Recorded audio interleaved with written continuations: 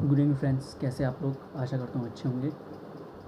हम पढ़ रहे थे atomic habits by James clear. आज है इसका 19वां अध्याय, गोल्डीलॉक्स का नियम। ये गोल्डीलॉक्स का नियम होता है, किस प्रकार जीवन और कार्य में प्रेरित रहें। किस प्रकार जीवन और कार्य दोनों में आपको प्रेरित कैसे रहें, उस चीज़ के लिए बारे में बताइए। बात पुरानी है। एक बच्चा जो 10 वर्ष का था, वह कैलिफोर्निया के एनाहाइटम में डिज्नीलैंड में काम मांगने के लिए गया। यह 1955 में उस समय खुला ही था। उस वक्त श्रम कानून ढीले थे और वहाँ गाइड बुक्स की बिक्री का काम मिल गया। यह बुक उसे $0.5 प्रति कॉपी के हिसाब से बेचनी थी।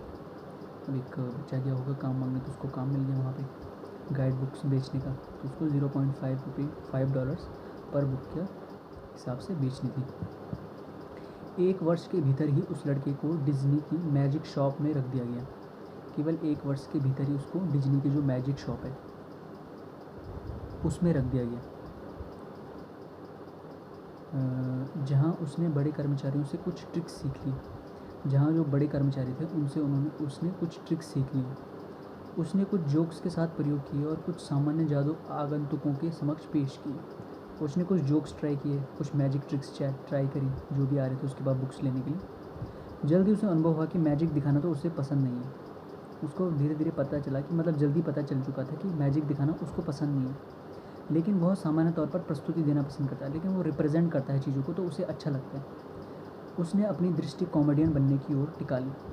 उसने जो अपनी दृष्टि है वो कॉमेडियन बनने की ओर अपने खुद को प्रेरित करा। किशोरावस्था में उसने लॉस एंजलिस के आसपास छोटे क्लब में प्रदर्शन करना शुरू किया। जब छोटा था किशोरावस्था में, तो उसने लॉस एंजलिस के आसपास छोटे छोटे क्लब थे उसमें स्टार्ट करा करना। भीड़ ज़्यादा नहीं होती थी और उसके शो छोटे होते थे। वहाँ पर भीड़ ज़्यादा नहीं रहती थी और उसके शो जो होते थे वो छोटे रहते थे। वह शायद ही कभी 5 मिनट से अधिक समय तक मंच पर रहता था। 5 मिनट से ज़्यादा हालांकि कभी रहता होगा, नहीं रहता होगा।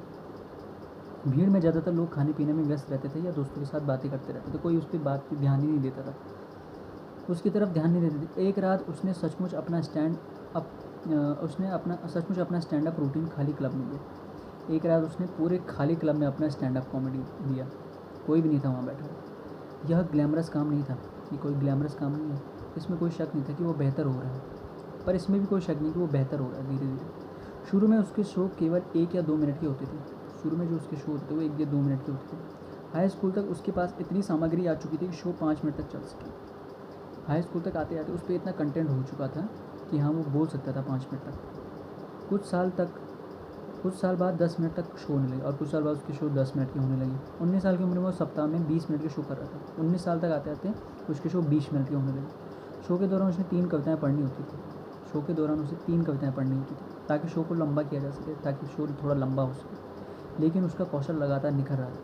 लेकिन प्रैक्टिस के थ्रू उसका कौशल जो होता है वो धीरे धीरे निखर रहा था। 1 और दशक उसने प्रयोग, समायोजन करने और प्रैक्टिस में लगाया। 1 और दशक उसने पूरा प्रैक्टिस में लगाया। उसे बतौर टीवी लेखक का काम मिल गया उसको टीवी लेखक। और धीरे धीरे वो टॉक शो में स्वयं दिखाई देने लगा। और धीरे जो टॉक शो होते हैं जो टीवी पे आते हैं उसमें वो खुद ही दिखाई देने लगा। 1970 के दशक के मध्य तक आते आते वो द टुनाइट शो और सैटरडे नाइट लाइव में नियमित गेस्ट के तौर पर नजर आने लगा। 1970 के दशक के मध्य तक आते आते वो एक द टुनाइट शो आता था टीवी पे और एक आता था सैटरडे नाइट लाइव, तो उनमें वो नियमित रूप से दिखने लगा था। काम करते हुए 15 वर्ष हो जाने पर इस युवक को ख्याति हासिल होगी। 15 वर्ष तक होते होते उसकी प्रसिद्धि होगी, फेमस होगी। 63 दिनों में उसने 60 शहरों का दौरा किया। केवल 63 दिनों में उसने 60 शहरों का दौरा किया। फिर 80 दिन के 72 शो, फिर 80 दिन में 72 शहरों, फिर 90 दिन में 85 शहरों का दौरा किया। तो धीरे धीरे उसके जो डेज थे उसके अकॉर्डिंग वो शहरों को कवर करता जा रहा था। ओहायो में उसके शो में शामिल होने वाले 18,695 लोग थे। ओहायो में उसका शो जो हो रहा था उसमें शामिल होने की संख्या थी 18,695। न्यूयॉर्क में 3 दिन के शो के लिए 45,000 टिकट बिके। 3 दिन का शो था उसका न्यूयॉर्क में, तो उसके लिए वो जो टिकट बिके थे 45,000 के टिकट बिके थे उसके। वह अपने क्षेत्र में शिखर पर आ गया था, टॉप पे आ गया था अपने जो भी शहर था उसका, और अपने समय का सर्वाधिक सफल कॉमेडियन बन गया। और जो अपने टाइम का सबसे टॉप का कॉमेडियन बन चुका था, उसका नाम था स्टीव मार्टिन नाम का एक कॉमेडियन था। मार्टिन की कहानी इस मसले पर आकर्षक परिप्रेक्ष्य प्रदान करती है। यदि हम लंबे समय तक किन्हीं आदतों का पालन करते हैं तो क्या परिणाम सामने आता है। सी बात है।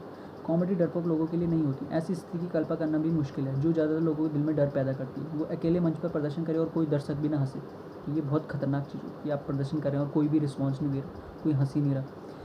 फिर भी स्टीव मार्टिन ने हर हफ्ते 18 साल तक इस डर का सामना किया। 18 साल लगे उसको इस चीज़ को कवर अप करने में।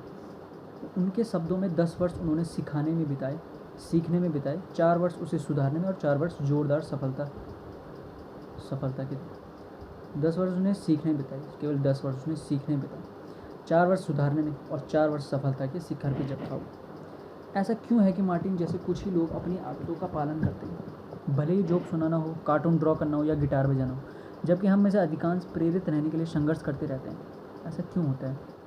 हम ऐसी आदतों को कैसे बनाएं जो हमें उन्हें ख़त्म होने की बजाय उन्हें करते रहने के लिए हमें तैयार करें। वैज्ञानिक अनेक वर्षों से इस सवाल का जवाब ढूंढ रहे हैं।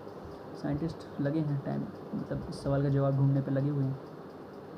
वैसे बहुत सीखने को है, लेकिन इसमें एक सबसे अच्छी बात यह पता चली है कि प्रेरक शक्ति को बनाए रखने के लिए, उच्च स्तर को प्राप्त करने के लिए उस कार्य पर ध्यान दें जिसमें कठिनाई को आसानी से हल कर सकें। आप जिस काम में कठिनाई को ईजी वे में सॉल्व कर पाते हैं, वही काम आपके लिए बना है। मानव मस्तिष्क को चुनौती पसंद है, लेकिन तभी जब वह कठिनाई की इष्टतम परिधि में हो। आपके माइंड को है चैलेंजेस पसंद होते हैं, लेकिन तभी जब वो उनको कवर अप करने का उसका क्षेत्र हो, माइंड को पता हो कि हाँ मैं इस चीज़ को कवर कर लूँगा, इसको प्रॉब्लम को सॉल्व कर लूँगा। तभी यदि आपको टेनिस पसंद है तो और किसी 4 वर्ष के बच्चे के साथ कोई गंभीर मैच खेलेंगे तो जल्द ही आप ऊब उठेंगे। अगर आपको टेनिस पसंद है और किसी 4 वर्ष के बच्चे के साथ आपका मैच करा दिया तो आपको ऊब होने लगेगी, उसमें मज़ा ही नहीं आपका। आप हर पॉइंट जीतेंगे, आप जीतते रहेंगे हर पॉइंट को। यह आपके लिए बहुत आसान है, क्योंकि ये बहुत आसान है। इसके उलट यदि आप किसी पेशेवर खिलाड़ी जैसे रॉजर फेडरर या सेरेना विलियम्स के समक्ष खेलेंगे तो आप जल्दी प्रेरणा खो देंगे, क्योंकि मैच बहुत कठिन हो जाएगा। इसके अपोजिट अगर आपका मैच किसी हाई लेवल के प्रैक्टिशनर या किसी हाई लेवल के प्लेयर्स के साथ कराया जाए तो आप जल्दी प्रेरणा खो देंगे, क्योंकि लेवल आपके लेवल का नहीं है ना, वो बहुत हाई लेवल का प्लेयर है, तो वो आपको 2 मिनट में हरा देगा, कुछ ही सेकंड लगेगा उसको हारने में, तो आपको वहाँ पे प्रेरणा मिलेगी नहीं। आप किसी बराबरी वाले के साथ टेनिस खेलने की कल्पना करें। अब जो आपके लेवल का है उसके साथ खेलने की कभी कल्पना करें। जैसे ही खेल आगे बढ़ेगा आप कुछ पॉइंट जीतेंगे, कुछ नहीं जीतेंगे, आपके जीतने की संभावना रहेगी, लेकिन ऐसा तभी होगा जब आप वास्तविक रूप से प्रयास करेंगे। जब आप खेलेंगे फिर कुछ जीतेंगे, कुछ हारेंगे, संभावना रहेगी, लेकिन तभी होगा जब आप रियल में आप प्रैक्टिस करना चाहेंगे। आपका ध्यान सटीक हो जाता है, भटकाव नहीं रहता और आप खुद को हाथ में काम आए काम में पूरी तरह से खपा देते हैं। यह वह चुनौती है जिसमें आ रही कठिनाइयों का प्रबंधन आप कर सकते हैं। यह गोल्डीलॉक्स के नियम का सबसे अच्छा उदाहरण है। गोल्डीलॉक्स का नियम जो है उसका सबसे अच्छा उदाहरण। गोल्डीलॉक्स का नियम कहता है कि मनुष्य चरम प्रेरणा का अनुभव उन कार्यों पर काम करते समय करते हैं जो उनकी वर्तमान क्षमताओं की सीमाओं के अनुरूप होते हैं। जो आपका कवर अप करने का पोटेंशियल है उसके अकॉर्डिंग जो काम है उसके लिए आप बने। बहुत ज़्यादा कठोर नहीं, बहुत ज़्यादा आसान नहीं, बस सही। बहुत ज़्यादा कठोर नहीं होना चाहिए, बहुत ज़्यादा आसान नहीं होना चाहिए, बस एक मध्यम है, जहाँ तक आपका लेवल जो आपका मध्यम क्षेत्र होता है वहाँ उस लेवल तक ही सही होना चाहिए। मार्टिन का कॉमेडी करियर गोल्डीलॉक्स के नियम के व्यवहार में आने के उदाहरण है। हर वर्ष उन्होंने अपने कॉमेडी शो का समय बढ़ाया, लेकिन मात्र 1 या 2 मिनट तक समय बढ़ाया, लेकिन 1 या 2 मिनट तक बढ़ाया। वे हमेशा नई चीज़ जोड़ लेते थे, कभी भी नई चीज़ जोड़ लेते थे, लेकिन कुछ हास्य भी देते थे, लेकिन कुछ कॉमेडी पॉइंट्स भी रहते थे, उसमें कंटेंट भी रहता था जिस पर हंसी आना तय था, क्योंकि उसको पता था कि इस पर हंसी आएगी।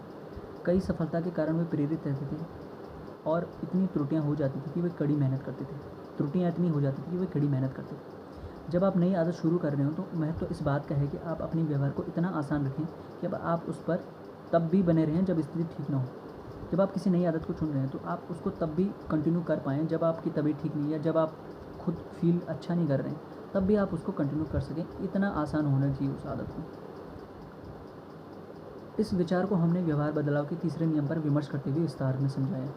व्यवहार बदलाव का तीसरा नियम जो है उसको हमने पिछले डिटेल में डिस्कस किया था। उसके हिसाब से एक बार आदत स्थापित हो जाए तो महत्वपूर्ण यह है कि इसे छोटे छोटे तरीक़ों से आगे बढ़ाते जाएं। आदत इस्टेब्लिश होगी, छोटे छोटे तरीक़ों से इसको आगे बढ़ाते जाएं, फॉरवर्ड करते हैं। मामूली सुधार और नई चुनौतियाँ आपको व्यस्त रखेंगी। जो आपके मामूली सुधार है, एक दिन में भी अगर छोटा सा भी सुधार हो रहा है तो वो भी एक बहुत अच्छा पॉइंट है आपके लिए, बहुत अच्छी प्रोग्रेस है। नई चुनौतियों का आपका व्यस्त है, और जो नए चैलेंजेस हैं वो आपको व्यस्त रखेंगे, आपके माइंड को ऑक्यूपाइड रखेंगे, आपको खाली नहीं रहने देंगे। यदि आप गोल्डीलॉक्स जोन में हैं तो ठीक है, आप प्रवाह की स्थिति को पालेंगे। यदि आप गोल्डीलॉक्स के नियम के फ्लो मतलब जोन में है, जोन एक होता है ना जो माइंड का जोन होता है, जैसे अभी पीछे हमने डिस्कस किया था कि प्लेयर जोन में चले जाते हैं अपने, तो वही है, अगर आप गोल्डीलॉक्स के जोन में हैं तो आप एक फ्लो की स्टेट में आ जाएंगे जल्दी। प्रवाह की स्थिति अपने क्षेत्र में होने और पूरी तरह से किसी कार्य में समाहित होने का अनुभव है, जो फ्लो के स्टेट है। वैज्ञानिकों ने इस अनुभव की मात्रा को नापने का प्रयास किया। उन्होंने पाया कि प्रवाह की स्थिति को हासिल करने के लिए कार्य अपनी वर्तमान क्षमता से 4% परे होना चाहिए। 4% परे मतलब 4% हट के होना चाहिए। वास्तविक जीवन में इस तरह से किसी भी कार्य की कठिनाई की मात्रा निर्धारित करना उपयुक्त नहीं होता। किसी कार्य की जो कठिनाई की मात्रा है उसको निर्धारित करना इतना ईजी नहीं है जितना आप सोच रहे हैं। लेकिन गोल्डीलॉक्स के नियम का बुनियादी विचार है उन चुनौती पर काम करना जो हल की जा सकती है, जो क्षमता के दायरे में है, जो माइंड के क्षेत्र में आती है, माइंड उसको कवर अप कर लेगा उस चीज़ को। यह प्रेरणा को बनाए रखने के लिए महत्वपूर्ण होती है, तो प्रेरणा को बनाए रखने के लिए बहुत महत्वपूर्ण होती है। सुधार में नाजुक संतुलन आवश्यक होता है। आपको लगातार उन चुनौतियों की खोज करनी होगी जो आपको अपनी क्षमता के अंतिम छोर तक प्रगति करते हुए ले जाएं, ताकि आप प्रेरित रह सकें। सुधार में नाजुक संतुलन बहुत ज़रूरी है, क्योंकि हल्का बैलेंस होना बहुत ज़रूरी है। आपको लगातार उन चैलेंजेस की खोज करनी पड़ेगी जो आपकी क्षमताओं के अंतिम छोर मतलब लास्ट एंड तक, कि आपकी क्षमता कहाँ तक है वहाँ तक आपको ले जाए, ताकि आप हमेशा मोटिवेटेड रहें। व्यवहार हमेशा ही आकर्षक और संतोषजनक रखने के लिए नया होना चाहिए। व्यवहार हमेशा नया होना चाहिए ताकि आपको हमेशा फ्रेश फील आता रहे उससे। भिन्नता के बिना हम ऊब सकते हैं। अगर डिफरेंट होगा तो वो इंटरेस्टिंग होगा, लेकिन अगर सेम होगा तो फिर ऊब आ जाती है उस काम में, बोरिंग आ जाती है, बॉर्डम आ जाता है। आत्म सुधार में आपका सबसे बड़ा शत्रु है तो वह है ऊब जाना, बॉर्डम सबसे बड़ा शत्रु है आपका। जब आप बोर होने लगते हैं तो आदत को छोड़ने लगते हैं धीरे धीरे। इसलिए अगर आप उसको इंटरेस्टिंग बनाए रखने तो भिन्नता बहुत ज़रूरी है। अगला टॉपिक है लक्ष्यों पर कार्य करते हुए ऊब जाएं तो कैसे फोकस करें। अब अगला पॉइंट है कि अगर आप बॉर्डम महसूस करें तो कैसे अपनी लक्ष्यों पर फोकस करें। मेरा बेसबॉल करियर ख़त्म होने के बाद मैं किसी नए खेल की ओर देख रहा था। मैं एक वेट लिफ्टिंग टीम से जुड़ गया और एक दिन एक अभिजात्य कोच जिम आया। उसने अपने करियर में हज़ारों एथलीट के साथ काम किया था, जिनमें से कुछ ओलंपिक खिलाड़ी भी थे। मैंने अपना परिचय दिया और हमने सुधार की प्रक्रिया पर बात करना आरंभ किया। अब जो बेसबॉल करियर ख़त्म हो गया था उनका, बेसबॉल करियर ख़त्म होने के बाद वो किसी नए खेल की ओर खुद को देख रहे थे, तो उन्होंने एक वेट लिफ्टिंग टीम से जुड़ गए। वो जुड़ गए तो एक कोच आया उनके पास, उनकी बातचीत करी तो जो हज़ारों एथलीट को उन्होंने ट्रेन किया था, तो वो एक कोच आया उनके पास। तो फिर उन्होंने अपने सुधार की प्रक्रिया की बात करना आरंभ किया उनके साथ। श्रेष्ठ एथलीटों और अन्य लोगों में क्या अंतर है, मैंने उनसे पूछा कि श्रेष्ठ एथलीटों में और अन्य लोगों में क्या डिफरेंस होता है। सफल लोग ऐसा क्या करते हैं जो अधिकांश नहीं करते, क्या डिफरेंट करते हैं सफल लोग जो अन्य लोग नहीं करते। उन्होंने उन कारकों का उल्लेख किया जिनकी अपेक्षा आप कर सकते हैं, जेनेटिक्स, किस्मत और प्रतिभा। इन्हीं 3 पॉइंट्स का उन्होंने उल्लेख किया उस चीज़ में। लेकिन फिर उन्होंने एक ऐसी बात कही जिसकी आशा मैं नहीं कर रहा था, लेकिन फिर उन्होंने कुछ अलग ही पॉइंट बोला जिसकी आशा लेखक नहीं कर रहे थे उनसे। उन्होंने कहा, किसी बिंदु पर यह बात आती है कि हर दिन के प्रशिक्षण की ऊब कौन झेल सकता है। हर दिन का जो बॉर्डम है, जो प्रक्रिया का बॉर्डम होता है, वो कौन झेल सकता है। हमेशा उसी तरह वज़न उठाना और उठाते रहना, हमेशा एक तरह से वज़न उठाना और उठाते रहना। उनके जवाब ने मुझे अचरज में डाल दिया। उनका जो जवाब था उसने माइंड हिला दिया लेखक का, क्योंकि यह कार्य की नैतिकता के बारे में सोचने का अलग तरीका था। ये बिल्कुल अलग तरीका था, डिफरेंट। लक्ष्यों की प्राप्ति के लिए कार्य करते हुए लोग ऊर्जा युक्त होने की बात करते हैं लक्ष्यों को प्राप्त करने के लिए, कि आपको एनर्जी से भरपूर रहना पड़ेगा अगर आपको लक्ष्य का वो करना है, भेदन करना है। भले ही खेल हो, कला हो या व्यायाम। आप लोगों को यह कहते हुए सुन सकते हैं कि यह जुनून से आता है, एक जुनून चाहिए। हमेशा लोग यही कहते हैं कि एक जुनून चाहिए काम करने के लिए। या आप इसे वास्तव में प्राप्त करना चाहते हैं, या आप इसको रियल में प्राप्त करना चाहते हैं। इसके फलस्वरूप हम में से कोई लक्ष्य प्राप्त न होने की अवस्था में या प्रेरित न होने पर अवसाद से घिर जाते हैं। और इसके अपोजिट, अगर हम कभी अपने कार्य के लिए मोटिवेटेड न हों या ऊब से भर जाएं, तो हम अवसाद से घिर जाते हैं, मतलब अलग अलग भिन्न भिन्न चीज़ों से घिर जाता है, हमारा माइंड अलग अलग चीज़ों से भर जाता है, क्योंकि हम सोचने लगते हैं कि सफल लोगों के भीतर कभी ना ख़त्म होने वाला जुनून रहता है, क्योंकि हमें लगता है कि जो लोग सफल होते हैं उनके भीतर कभी ना ख़त्म होने वाला जुनून होता है, इसलिए हमको लगता है कि यार हम तो नहीं कर पाएंगे, इतना जुनून थोड़ी हमारे अंदर। इसके विपरीत इस कोच ने कहा कि सफल लोगों में उस तरह से प्रेरणा की कमी होती है जितनी सामान्य लोगों में रहती है। इसके अपोजिट कोच ने पता क्या कहा, उनने कहा कि जो सफल लोग होते हैं वो भी सामान्य लोगों की तरह ही होते हैं, उनके अंदर मोटिवेशन नहीं होता, उनके अंदर सफल लोगों की तरह ही एक वो होता है जो जुनून, जो प्रेरणा की कमी होती है वो भी सेम होती है, नॉर्मल आदमी की तरह ही जितनी सामान्य लोगों में रहती है। अंतर केवल इतना है कि वे उबाऊ महसूस होने की बजाय एक रास्ता निकाल लेते हैं। डिफरेंस ये होता है कि वे उबाऊ होने की बजाय, वो बोर्डम होने की बजाय कुछ अलग तरीका अपना लेते हैं, तरीके डिफरेंस कर लेते हैं। बस ये डिफरेंस होता है सफल और अन्य लोगों में। महारत के लिए अभ्यास ज़रूरी होता है, महारत करने के लिए किसी चीज़ को अभ्यास बहुत ज़रूरी, प्रैक्टिस बहुत ज़रूरी होती है, लेकिन जितना अधिक अभ्यास करेंगे उतना उबाऊ और रोज़मर्रा का काम समझने लगेंगे, लेकिन जितना आप प्रैक्टिस करेंगे तो उतना वो बॉर्डम से भरता जाएगा, आपको रोज़मर्रा की तरह वो एक काम लगने लगेगा, बर्डन लगने लगेगा। एक बार अभ्यास के आरंभिक फ़ायदे मिलने और यह समझ लेने के बाद कि क्या प्राप्त करना है, हमारी रुचि घटने लगती है। एक बार यह पता चले कि फ़ायदे मिलने लगते हैं, जब प्रैक्टिस से फ़ायदे मिलेंगे और यह समझने के बाद क्या क्या प्राप्त होगा, प्रैक्टिस करते करते हमको क्या प्राप्त होगा ये भी पता चल जाता है, तो हमारी रुचि क्या होती है, धीरे धीरे घटने लगती है उस काम में। कभी कभी यह उससे भी तेज़ हो जाता है। आपको सिर्फ यह करना है कि कुछ दिन जिम लगातार जाइए या लगातार कुछ ब्लॉग पोस्ट लिखिए और एक दिन चूक होने दें जो ज़्यादा अनुभव नहीं होने दे रहा। आपको सिर्फ ये काम करना है, एक काम जो लेखक कह रहे हैं, कुछ दिन आप लगातार जिम जाओ या लगातार कुछ ब्लॉग पोस्ट लिखते रहो हर दिन, और एक दिन चूक होने दें, और एक दिन चूक जाओ, बीच में रुक जाओ, एक दिन मत करो जो ज़्यादा अनुभव नहीं होने देगा, जो ज़्यादा फील नहीं देता, मतलब ज़्यादा आपको वो नहीं करेगा, पिंच नहीं करेगा कि एक दिन छोड़ दो, चलो कोई बात। चीज़ें या कार्य बहुत अच्छा चल रहा है, चीज़ें या कार्य बहुत अच्छा चल रहा है, कुछ नहीं हो रहा, एक दिन के अवकाश को तर्क संगत ठहराना आसान होता है। एक दिन का जो अवकाश है बीच में, एक दिन का आपने गैप ले लिया, जैसे चीट डे होता है ना, जिम में एक चीट डे होता है, एक दिन का अवकाश लेना बहुत आसान होता है, क्योंकि आप अच्छी स्थिति में होते हैं, क्योंकि आप एक फ्लो में होते हैं, तो आप कर सकते हैं, बीच में गैप कर सकते हैं, कोई दिक्कत नहीं। सफलता में सबसे गंभीर खतरा ऊब जाना, असफलता नहीं, सफलता में सबसे बड़ा खतरा ऊब जाना होता है, बॉर्डम से भर जाना होता है। असफलता उतना बड़ा खतरा नहीं है जितना बॉर्डम है। हम आदतों से ऊब जाते हैं, हम आदतों से ऊब जाते हैं क्योंकि वे हमें प्रसन्न करना बंद कर देती हैं, क्योंकि वो प्रसन्नता देना बंद कर देती हैं, हमें उबाना शुरू कर देती हैं। नतीजा प्रत्याशित हो जाता है, जैसे कि हमारी आदतें मामूली हो जाती हैं तो हम नवीनता के लिए हमारे विकास को बेपटरी कर देते हैं। नवीन चाहिए, नया चाहिए तो हम पटरी से हट जाते हैं। इसी कारण हम कभी न समाप्त होने वाले चक्र में घिर जाते हैं, इसीलिए हम चक्र में घिर जाते हैं, कभी ना ख़त्म होने वाला। एक डाइट से दूसरी डाइट में, एक से डाइट से दूसरी पर चले जाते हैं, ये नहीं करना, ये करना है, एक वर्कआउट से दूसरे पर, एक वर्कआउट नहीं करना, छोड़ दो, दूसरा करो, एक साथ दूसरे भागते रहते हैं, ये नहीं करना, ये बिज़नेस नहीं करना, जॉब नहीं करना, ये नहीं करना, वो नहीं करना, दूसरी चीज़ करो। तो ये हम ऐसे ही करते रहते हैं। जैसे ही हम थोड़ा सा भी काम प्रेरित अनुभव करते हैं, हम नई रणनीति शुरू कर लेते हैं, हम उस पर टिके ही नहीं रहते जो हम हमेशा से करते रहते हैं। भले ही पुरानी अभी भी काम कर रही है, भले ही अभी पुराने का रिजल्ट आ रहे हैं, फिर भी हमको नया करना है।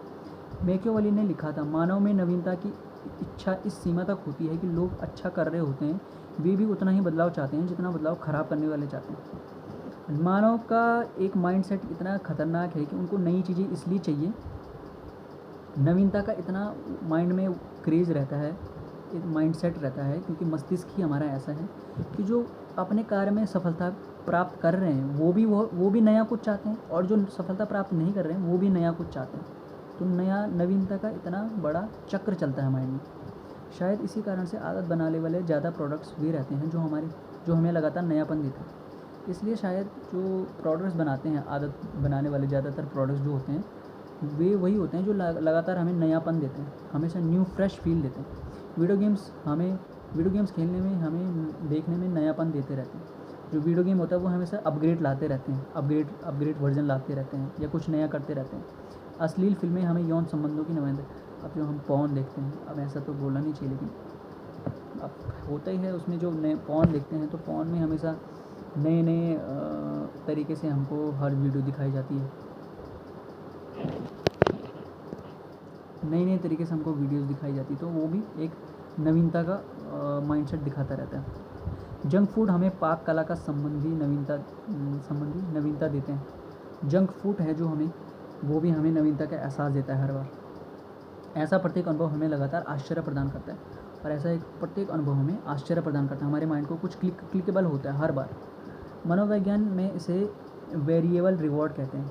मनोविज्ञान में इसे वेरिएबल रिवॉर्ड कहते हैं। वास्तविक दुनिया में स्लॉट मशीन इसका सबसे बड़ा उदाहरण है। स्लॉट मशीन जो होती है रियलिटी में इसका सबसे बड़ा उदाहरण है। जुआरी जैकपॉट पर समय समय पर दाव लगाता है, लेकिन किसी भी पूर्वानुमानित अंतराल पर नहीं। समय समय पर दाव लगाता है, लेकिन किसी भी पूर्वानुमान पर अंतराल पर नहीं दाव लगाता हो। पुरस्कार की गति में अंतर आता रहता है। उसमें अंतर आता रहता है। यह अंतर ही डोपामाइन को सबसे ज़्यादा बढ़ाता है। जो ये अंतर होता है यही डोपामाइन को सबसे ज़्यादा बढ़ाता है, जो याद करने की क्षमता में वृद्धि करता है और आदत बनाने में तेज़ी लाता है। याद करने का मैंने रिमेम्बरेंस रखता है माइंड में कि हाँ पिछली बार ऐसा हुआ था, और आदत बनाने में तेज़ी लाता है और हैबिट फॉर्मेशन क्रिएट करता है फटाफट। वेरिएबल रिवॉर्ड कोई ललक पैदा नहीं करेगा, यानी आप वह रिवॉर्ड प्राप्त नहीं कर सकते जिसमें लोगों की रुचि ना हो। लोगों की अगर रुचि नहीं होगी तो वो आप रिवॉर्ड प्राप्त नहीं कर पाएंगे। एक निश्चित अंतराल पर यह उन्हें दीजिए और उम्मीद है कि इससे उनका दिमाग बदल जाएगा। एक निश्चित अंतराल पर उन्हें आप रिवॉर्ड दीजिए तो उम्मीद है कि आप उनका दिमाग बदल सकते हैं। लेकिन यही ललक को बढ़ाने का शक्तिशाली उपाय ललक को बढ़ाने का यही सबसे शक्तिशाली उपाय होता है, जिससे हम पहले ही अनुभव कर चुके होते हैं, क्योंकि उससे ऊब समाप्त हो जाती है। जिसको हम पहले से ही एक्सपीरियंस कर चुके होते हैं, क्योंकि इससे ऊब खत्म होती है, बॉर्डम खत्म होता है इससे। इच्छा का मीठा एहसास 50-50 की स्थिति में उभरता है। जो इच्छा का मीठा एहसास है वो 50-50 के परसेंटेज में उभरता है, जब आधी सफलता और आधी असफलता रहती है। और आधी असफलता, यहाँ पे हमारा जो इच्छा का वो मीठापन है वो पनपता है। आधे समय में आप वह पाते हैं जो आपको चाहिए, आधे समय में आप नहीं पाते। आधे समय में आप पाते हैं, आधे समय में नहीं पाते हैं। तो ये एक मिडिल वे चलता रहता है। आप पर्याप्त रूप से जीत चाहते हैं ताकि संतोष का अनुभव हो, और इच्छा को पूरा करने के लिए पर्याप्त चाहत रखते हैं। गोल्डिलॉक्स के नियम के अनुपालन में यह एक फ़ायदा है। यदि आप किसी आदत में रुचि लेते हैं तो प्रबंधन योग कठिनाइयों की चुनौती पर काम करने से चीज़ें रुचिकर बनी रहती हैं। यदि इसका एक अनुपालन करने का फ़ायदा है गोल्डिलॉक्स का। यदि आप किसी आदत में रुचि लेते हैं, अगर आप इंटरेस्ट लेते हैं किसी आदत में, तो जो आपका प्रबंधन, आप किस तरह से एडजस्ट कर रहे हैं उसको, योग के कठिनाइयों की चुनौती पर काम करने से चीज़ें रुचि रहती हैं। कठिनाइयों पे काम करने से आपकी चीज़ें रुचिकर बनी रहती हैं, आपको इंटरेस्टेबल लगती रहती हैं वो हमेशा। यह सही है कि सभी आदतें में वेरिएबल रिवॉर्ड के अवयव नहीं होते हैं, और आप भी ऐसा नहीं चाहेंगे। सभी आदतों में नहीं रहते वेरिएबल रिवॉर्ड। हर आदत का आपको वेरिएबल रिवॉर्ड नहीं मिलता, और आप भी ऐसा नहीं चाहते कि यार हर आदत में मिले। किसी आदत में मिलेगा तो माइंड ज़्यादा ट्रिगर होता है। यदि गूगल सिर्फ कभी कभी उपयोगी सर्च परिणाम देगा तो मैं किसी अन्य प्रतिस्पर्धी सर्च इंजन की ओर मुड़ जाऊँगा। यदि जो गूगल है वो कभी कभी आपको रिजल्ट दिखाए और कभी ना दिखाए, तो आप किसी और सर्च इंजन की ओर चले जाएंगे। जैसे और भी जो सर्च इंजन आते हैं तो उनकी ओर आप मुड़ जाएंगे। यदि ऊबर मेरी आधी यात्रा के लिए मुझे पिकअप करेगा तो मुझे संदेह है कि उसकी सेवा में अधिक समय तक लूँगा। अब जो ऊबर है वो अगर आपको आधे रास्ते तक छोड़े और आधे तक कहे कि आप खुद दूसरा कर लो, तो आप शायद उसकी सेवा नहीं लेंगे बात पर। यदि मैं हर रात दांत साफ़ करता हूँ और जब यदा कदा मेरा मुंह साफ़ रहेगा तो मैं सोचूंगा कि मैंने उसे छोड़ने की सोच सकता हूँ। यदि अगर मैं हर रात अपने दांत साफ़ कर रहा हूँ और जब यदा कदा मेरा मुंह साफ़ रहेगा तो मैं सोचूंगा कि मैं उसे छोड़ने की सोच सकता हूँ। वेरिएबल रिवॉर्ड हो या ना हो, कोई भी आदत हमेशा के लिए आकर्षक नहीं बनी रहती। चाहे वेरिएबल रिवॉर्ड हो या ना हो, कोई भी जो आदत है वो हमेशा के लिए इंटरेस्टिंग नहीं रहती। वो बॉर्डम से भरेगी कभी ना कभी। किसी न किसी समय प्रत्येक व्यक्ति आत्म सुधार की यात्रा में वैसी ही चुनौती अनुभव करता है जैसे आपके लिए ज़रूरी है कि आप ऊब से प्रेम करने लगें। तो जब बॉर्डम आना ही है तो क्यों ना हम बॉर्डम से प्रेम करें, बॉर्डम को गले से लगाएं। हम सभी के लक्ष्य होते हैं, कुछ सपने होते हैं जो हम पूरा करना चाहते हैं, लेकिन इससे अंतर नहीं पड़ता कि आप बेहतरी के लिए क्या कर रहे हैं। यदि आप वह काम केवल तब करते हैं जब सुविधाजनक और उत्साहवर्धक स्थिति। अगर आप पूरा करना चाहते हैं अपना सपना, कुछ लक्ष्य प्राप्त करना चाहते हैं, तो इससे अंतर नहीं पड़ता कि आप बेहतरी के लिए क्या कर रहे हैं। इससे कोई फ़र्क नहीं पड़ता कि आप बेहतरी के लिए क्या कर रहे हैं। यदि आप वो काम केवल तब करते हैं जब आप अंदर से एनर्जी महसूस करते हैं। जब आप एनर्जेटिक महसूस करते हैं, चलो तब तो कह रहे हैं आप कि आज चलो कर लेते हैं आज, और जब कुछ एनर्जी नहीं आ रही तब आप उस काम को छोड़ दे रहे हैं, तब नहीं कर रहे हैं आप। तो ये ऐसे नहीं चलता। ऐसी स्थिति में आप कभी भी उल्लेखनीय नतीजों को प्राप्त नहीं करेंगे, कभी भी उल्लेखनीय नतीजे प्राप्त नहीं होंगे आपको। मैं गारंटी से कह सकता हूँ कि यदि आप कोई आदत शुरू करते हैं और उस पर बने रहते हैं तो कुछ ही दिन में आपको लगेगा कि इसे छोड़ दिया जाए। कुछ ही दिन में आप बोलेंगे कि हाँ छोड़ देते हैं, बॉर्डम से भर जाएंगे आप। जब आप व्यवसाय शुरू करते हैं तो ऐसे भी दिन होंगे जब आपको जाने की इच्छा भी नहीं होगी, आपको जाने की इच्छा भी नहीं होगी किसी दिन, अगर आपने बिजनेस शुरू किया है। मैं खुद एक्सपीरियंसर हूँ इस चीज़ का। मैंने बिज़नेस शुरू किया अपने फ्रेंड के साथ, तो मैं कभी कभी जाने की इच्छा ही नहीं होती, कभी कभी माइंड इतना भर जाता है, मर जाता है, और कभी कभी इतना एक्साइटेड हो जाता है कि ऐसा लगता है कि पूरा दिन पूरी रात यहीं रहो। तो ये 2 चरण आते हैं आपकी व्यवसाय में, कभी भी आप अगर स्टार्टअप शुरू कर रहे हैं तो। जब आप जिम जाना शुरू करते हैं तो कुछ सेट को पूरा करने की इच्छा भी नहीं होती। जब आप जिम जाना शुरू करते हैं तो कुछ सेट करने के बाद आपको इच्छा भी नहीं होगी कि यार मैं दूसरा सेट करूँ, इच्छा ही मर जाती है। जब लिखने का समय होता है तो ऐसे भी दिन होंगे जब आपको लिखेगा टाइपिंग की इच्छा नहीं हो रही है, ख़त्म, पूरा माइंड ही मर जाता है, कुछ करने की इच्छा नहीं। लेकिन जब ऐसा करने में परेशानी हो रही है, दर्द हो रहा है या ऊर्जा ख़त्म हो रही है, तो आगे बढ़ना ही प्रोफेशनल और शौकिया लोगों में अंतर का रेखांकित होता है। और जो प्रोफेशनल और शौकिया लोग होते हैं उस समय भी काम करते हैं जब उनका मन नहीं कर रहा है, जब उनका अंदर मन मरा हुआ है तब भी वो काम करते हैं। उस काम को चाहे टच कर लें, लेकिन वो काम वो ज़रूर करते हैं जो उन्हें करना है तो करना है। प्रोफेशनल समय सारणी से बंधे होते हैं, शौकिया लोग जीवन को बीच में आने देते हैं। जो प्रोफेशनल हैं वो समय सारणी से बने होते हैं, उनका एक रूटीन होता है, वो उस रूटीन से चलते हैं। लेकिन जो शौकिया लोग होते हैं वो जीवन को बीच बीच में आने देते हैं, लाइफ के मज़े लेते हैं कि चलो यार आज तो भयंकर पार्टी कर ही लेते हैं। प्रोफेशनल जानते हैं कि उनके लिए महत्वपूर्ण क्या है, जो प्रोफेशनल वो जानते हैं कि उनके लिए इम्पोर्टेंट क्या है, और किसी उद्देश्य के साथ उसमें से काम करते रहते हैं, और किसी उद्देश्य के लिए वो काम करते रहते हैं कंटिन्यू। जब शौकिया लोग जीवन में कुछ दूसरी तात्कालिक होने पर पथ से भटक जाते हैं, जबकि जो शौकिया लोग होते हैं वो पथ से भटक जाते हैं कुछ दूसरी चीज़ों को प्राप्त करने के लिए। लेखक और ध्यान प्रशिक्षक डेविड केन अपने विद्यार्थियों को अनुकूल हालत में ध्यान से हमेशा बचने को प्रोत्साहित करते हैं। लेखक और ध्यान प्रशिक्षक हुए हैं, उनका नाम है डेविड केन। वो अपने विद्यार्थियों को अनुकूल हालात में ध्यान से हमेशा बचने को प्रोत्साहित करते हैं। जो अनुकूल हालत हो, जब ध्यान करने का सबसे ज़्यादा मन हो, उस समय ध्यान से बचने को सिखाते हैं। ऐसा क्यों? इसी प्रकार से आप अनुकूल हालात के एथलीट भी नहीं होना चाहते, या अनुकूल स्थिति के लेखक नहीं बनना चाहते, या किसी भी प्रकार की अनुकूलता में ही काम करना ठीक नहीं लगता। जब कोई आदत वास्तव में आपके लिए महत्वपूर्ण हो जाती है तो आपको हर हाल में उसे करने का इच्छुक होना होता है। जब आप किसी आदत को करने को इच्छुक होते हैं तो आप किसी भी हाल में वो काम करने के लिए करना ही पड़ता है, करना ही इच्छुक होना ही होता है। प्रोफेशनल तब भी काम करते हैं जब मूड अच्छा नहीं होता, भले ही उन्हें उसमें आनंद नहीं आ रहा, लेकिन वे कोई उपाय निकाल लेते हैं ताकि उसे करते रहें। प्रोफेशनल जो काम करना है, जो उनका रूटीन है, वो काम वो करेंगे ही करेंगे, भले ही उनका मन नहीं कर रहा है, वो कुछ और तरीका सोचेंगे उस काम को करने का, लेकिन वो ज़रूर करेंगे उस काम को। ऐसे कई सेट्स होते हैं जिन्हें करना मुझे अच्छा नहीं लगता, लेकिन मुझे वर्कआउट करने का अफसोस कभी नहीं हुआ। ऐसे कई आर्टिकल हैं जिन्हें लिखने की इच्छा नहीं हुई, लेकिन समय पर उनके प्रकाशन का मुझे कभी खेद नहीं हुआ। ऐसे कई दिन रहे जब मुझे आराम करने की इच्छा हुई, लेकिन जो महत्वपूर्ण था उस पर काम करने का अफसोस मुझे कभी नहीं हुआ। ये इसका मेन पॉइंट है।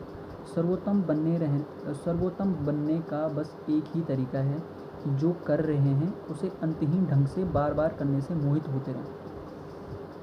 सर्वोत्तम बनने का बस एक ही तरीका है कि जो आप काम कर रहे हैं उसको अनंत बार करते रहें, रिपीट करते रहें उस काम को, अंतहीन ढंग से बार बार उस काम से मोहित करें खुद को। आपको ऊब से मोहब्बत करनी होगी, आपको बॉर्डम से इश्क करना होगा, आपको मोहब्बत करनी होगी बॉर्डम से। दोस्तों, आज का अध्याय का सार है, पहला है गोल्डिलॉक्स का नियम कहता है कि मानव उच्चतम प्रेरणा तब अनुभव करता है जब ऐसे कार्य कर रहा होता है जो उसकी वर्तमान क्षमताओं की सीमा में। पहला। दूसरा पॉइंट है सफलता में सबसे बड़ा खतरा असफलता नहीं बल्कि ऊब जाना होता है। तीसरा पॉइंट है जब आदतें रूटीन बन जाती हैं तो वे कम रुचिकर हो जाती हैं और कम संतोष देने लगती हैं। अब हम ऊब महसूस अनुभव करने लगते हैं। चौथा पॉइंट है प्रेरणा का अनुभव होने पर कोई भी कड़ी मेहनत कर सकता है, लेकिन कार्य के उत्साहजनक नहीं होने पर भी लगातार मेहनत करने की क्षमता से ही वास्तविक अंतर पड़ता है। पांचवा पॉइंट है प्रोफेशनल समय सारणी से बंधे होते हैं, लेकिन शौकीन लोग जीवन को बीच में आने देते हैं। तो ये था दोस्तों आज का हमारा 19वां अध्याय। कल हम पढ़ेंगे 20वां अध्याय, अच्छी आदतों को बनाने का कमज़ोर पक्ष। तो thank you so much guys, आशा करता हूँ आज का वीडियो आपको अच्छा लगा होगा। Thank you so much, good night.